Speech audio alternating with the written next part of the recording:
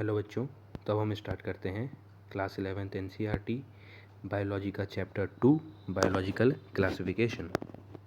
Biological classification इस शब्द से हम क्या समझते हैं?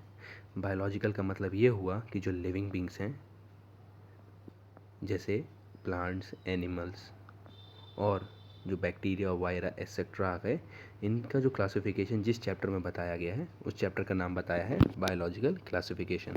अब हम क्लासिफिकेशन देखते हैं कि कब किस साइंटिस्ट ने कैसे किया। तो सबसे पहले Aristotle was the earliest to attempt a more scientific basis of classification.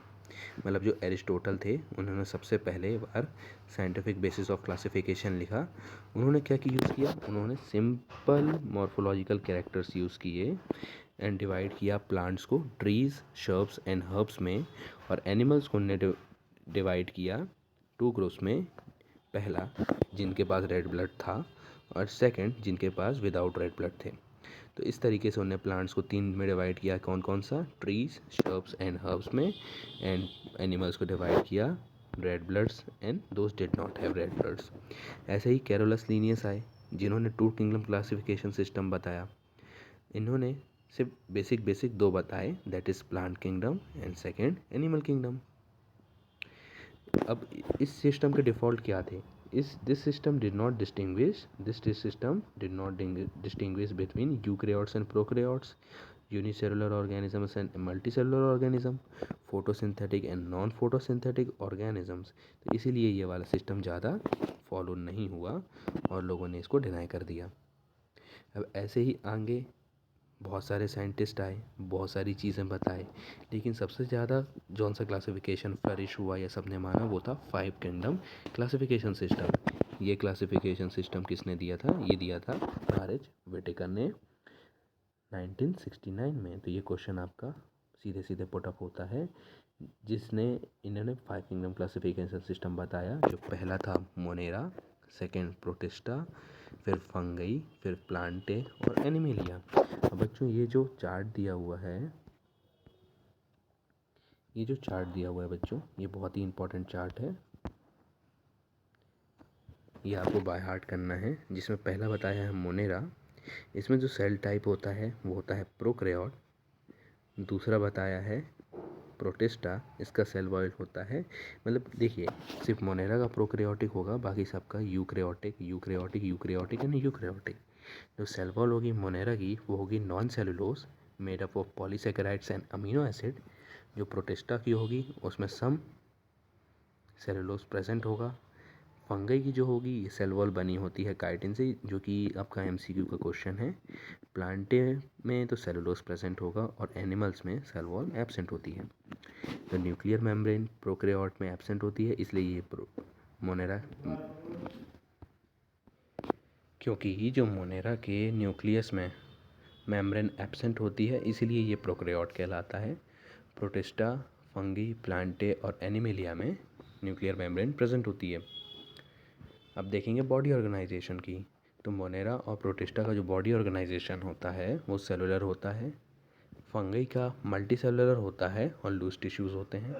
Plants में टिश्यूज़ और ऑर्गन्स होता है, वेयरएस एनिमल्स में tissues, organs and organ system होता है। अब मोड ऑफ न्यूट्रिशन ये भी देखना बहुत इंपॉर्टेंट है। तो मोड ऑफ न्यूट्रिशन मोनेरा का ऑटोट्रॉफिक होता है, इसमें कीमोसिंथेसिस एंड फोटोसिंथेसिस होता है। हेट्रोट्रॉफिक होता है, that is saprophyte and parasitic होते हैं। जो प्रोटिस्टा होते हैं ये ऑटोट्रॉफिक होते हैं, फोटोसिंथेटिक एंड हेट्रोट्रॉफिक। जो फंगई होते हैं वो हेट्रोट्रॉफिक होते हैं, सैप्रोफाइटिक एंड पैरासाइटिक। जो प्लांट होते हैं वो यूकैरियोटिक होते हैं, ऑटोट्रॉफिक, मतलब वो खुद से फोटोसिंथेसिस करते हैं, हम सभी जानते हैं। और जो एनिमल्स होते हैं वो हेट्रोट्रॉफिक होते हैं, होलोजोइक, सैप्रोफाइटिक एंड किसी न किसी पे वो डिपेंडेंट होते हैं। अब हम देखेंगे तो 3 domain system also have been proposed that divides kingdom Monera into 2 domains, leaving 6 remaining eukaryotic kingdoms in the third domain, thereby 6 kingdom classification। ये भी देखने को मिलता है। अब हम आगे देखते हैं सबसे पहला kingdom, that is kingdom Monera. अब किंगडम मोनेरा में क्या आएंगे? किंगडम मोनेरा में basically the bacteria are the sole members of kingdom Monera. ये चीज़ आपको याद रखनी है। They are most abundant organisms. हम जानते हैं कि बैक्टीरिया हर जगह प्रेजेंट होते हैं। तो bacteria almost occur everywhere. Hundreds of bacteria are present in handful of soil. They also live in extreme habitats such as hot springs, desert, snow, deep oceans, where very few other life forms can survive. Many of them live in or other organisms as parasites, मतलब ये parasites भी होते हैं। अब bacteria को group किया गया है on the basis of shape. जैसा कि हम देख सकते हैं कि जो सर्कुलर शेप के होंगे वो कोकाई कहलाएंगे, जो रॉड शेप के होंगे वो बेसिलाई कहलाएंगे, जो स्पाइरल शेप के होंगे वो स्पाइरला कहलाएंगे, जो कॉमा शेप के होंगे वो वाइब्रो कहलाएंगे। तो ये आपको याद करना ही है। अब हम आते हैं, तो the bacteria structure is very simple, they are very complex in behaviour as compared to many other organisms. Bacteria as a group show most extensive metabolic activities and diversity. Some of the bacteria are autotrophic, that is, they synthesize their own food from inorganic substances. They may be photosynthetic, autotrophic, or chemoautotrophic. The vast majority of bacteria are heterotrophs, that is, they depend on other organisms or on dead organic food for their matter for their food. अब हम देखेंगे kingdom Moreira के अंदर क्या क्या आते हैं। तो इनके अंदर आर्के बैक्टीरिया, यू बैक्टीरिया,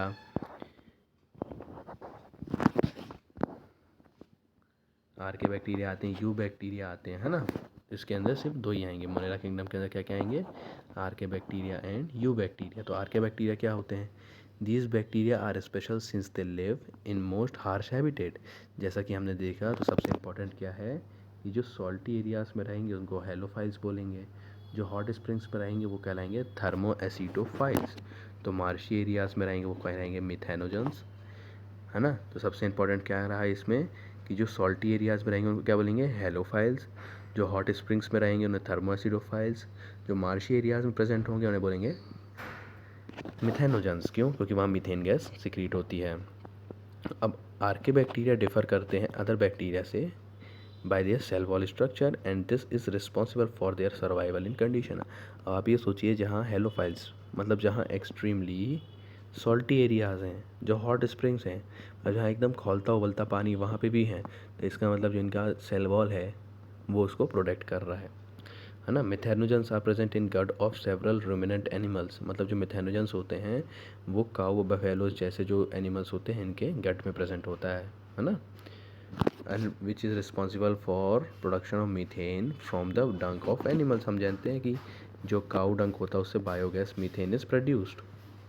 अब हम देखेंगे यू बैक्टीरिया। तो there are thousands of eubacteria, they are characterise by the presence of rigid cell wall and motile flagellum. और फ्लैजिलम क्या होता है, जैसे इंसानों के पैर होते हैं वैसे ही बैक्टीरियाज में फ्लैजिलम प्रेजेंट होता है फॉर मोशन, है ना।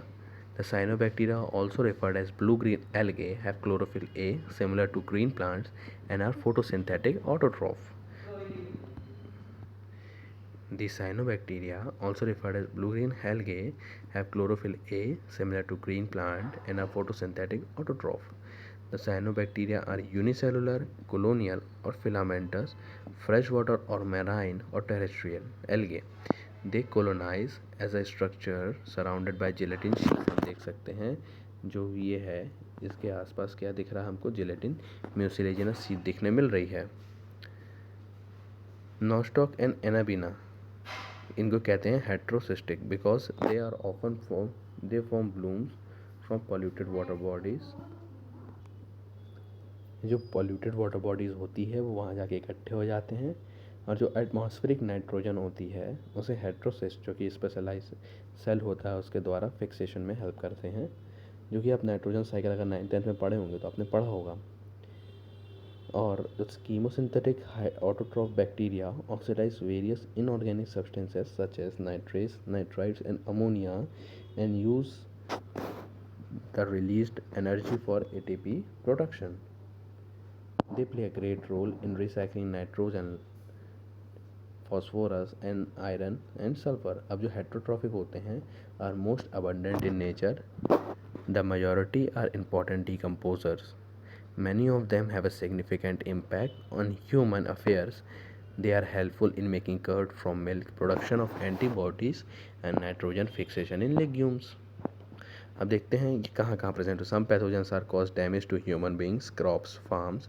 जैसे कि हम जानते हैं कि बैक्टीरिया हर कोई अच्छे नहीं होते, लेकिन सभी बुरे भी नहीं होते, है ना, क्योंकि some pathogens cause damage to human beings, crops, farm animals and pet. Chlorella, typhoid, tetanus, citrus canker are well known disease caused by different bacterias. अब देखते हैं डिविडेंट ऑफ बैक्टीरिया। हम देख सकते हैं डिवाइडिंग बैक्टीरिया में क्या क्या होता है। सेल मेम्ब्रेन होती है, सेल वॉल होता है, उसमें डीएनए स्ट्रक्चर होता है, जो कि आपको ये पूरा इसमें देखने मिल रहा है। The bacteria reproduce mainly by binary fission. आप देखेंगे कि ये एक प्रॉपर एक बड़ा बैक्टीरिया दो में यहाँ से डिवाइड हो रहा है इस तरीके से। Some favorable condition they forms spores. They also produce by a sort of sexual reproduction by adopting primitive type of DNA transfer from one bacteria to other. अब बहुत इंपॉर्टेंट आएगा ये वाला, what is mycoplasma, direct question पूछा जाता है। तो mycoplasma और organism that completely lack cell wall, they are smallest living cell known and can survive without oxygen. Many mycoplasma are pathogenic in plants and animals. अब हम next video में देखेंगे kingdom protista.